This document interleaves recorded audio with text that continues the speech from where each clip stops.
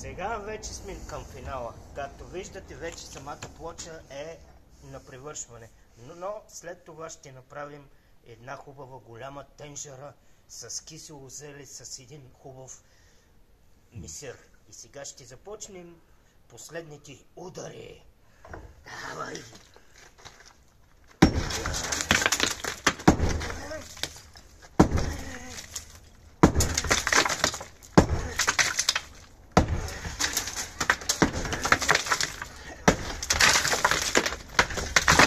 Малко движение на едно.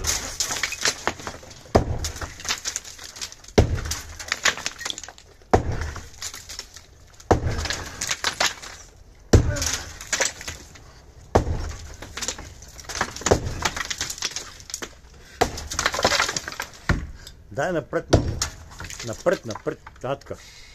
Така, да не те закачи па.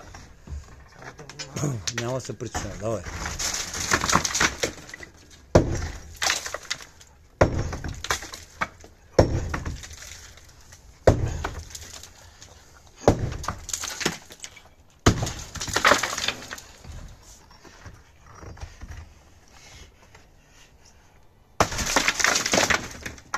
Те избра багаж.